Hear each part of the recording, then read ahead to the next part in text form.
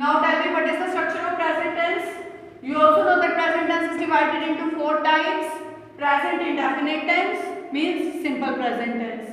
Present continuous tense, present perfect and present perfect continuous tense, which we read further. Clear? Now tell me what is the structure and what is the rule of present indefinite tense. Present indefinite tense का क्या rule और क्या structure है बताइए मुझे.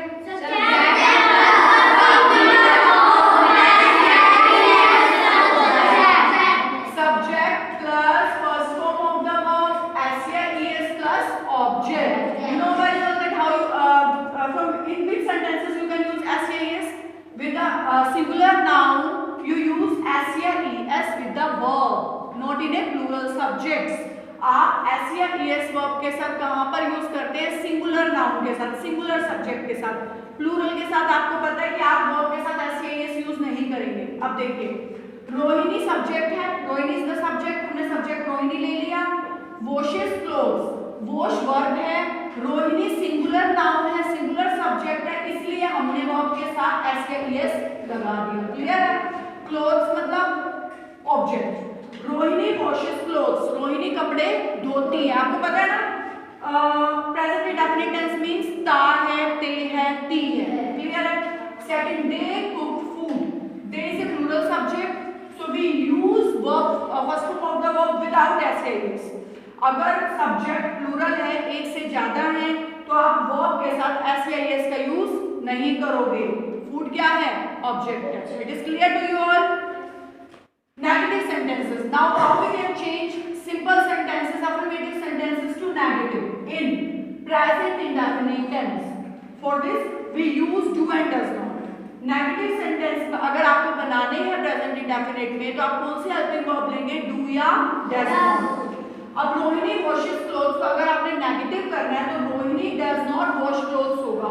Verb के साथ s या es हट जाएगा, और रोहिणी सिंगुलर है, इसलिए डू या डज में से डज लगेगा. सिंगुलर है तो डज, प्लूरल है तो do. They do not cook food, they plural है इसलिए आपने डू लगाया, और कुक तो सब्जेक्ट वर्ब है ही. क्लियर है? एंड फूड इज ऑब्जेक्ट, तो नेगेटिव बन गया डू या डज लगा के. अगर आप इसको इंटेरोगेटिव में चेंज करोगे, तो इंटेरोगेटिव में सब्जेक्ट से पहले हेल्पिंग वर्ब आ जाएगी. कैसे? ये जो डज है ये सब्जेक्ट से पहले आ जाएगा, और लास्ट में क्या आ जाएगा? Question mark. क्या बन जाएगा ये? Interrogative sentence. Does Rohini wash clothes? Question mark. अब इस सेंटेंस में ये जो डू है ये सब्जेक्ट से पहले आ जाएगा, और लास्ट में क्या आ जाएगा? Question mark. बाकी subject verb and object same रहेगा.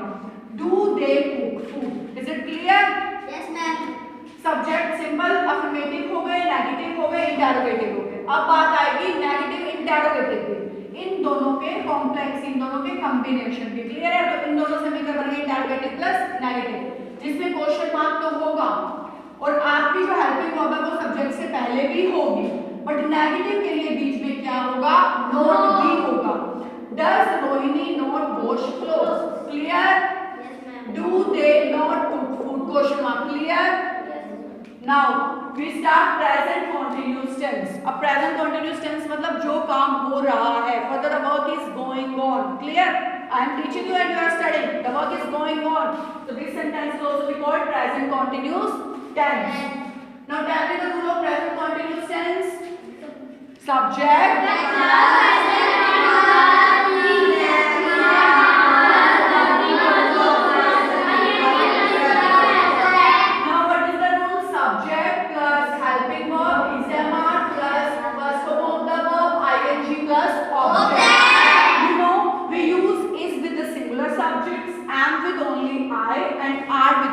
Subjects and plural nouns. Clear?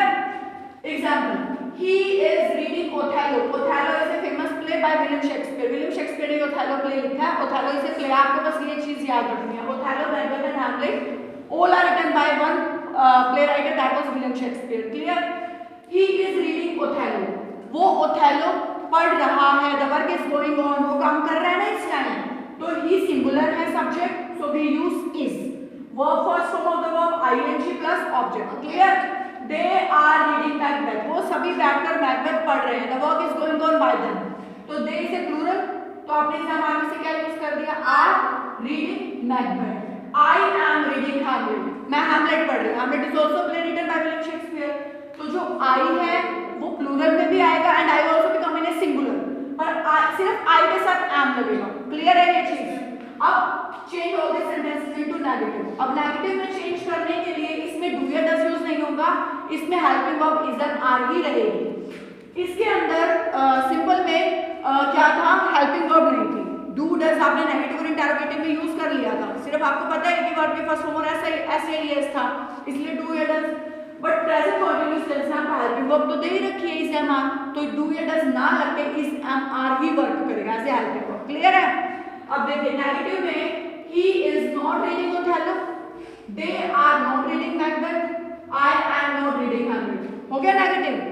Now change the sentences into interrogative.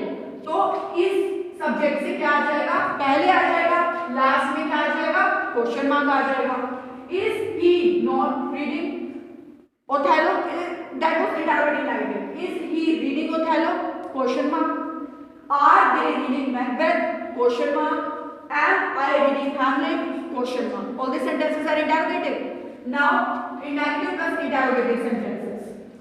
Is he not reading Othello? Question mark.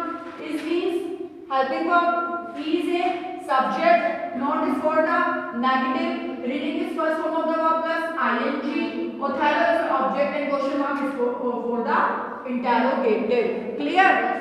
Now change this sentence also interrogative negative. Change the sentence. करिए इसको, sentence को change करिए interrogative negative में. They are reading Macbeth को. Are they not reading. Question mark. Done. Change this sentence also.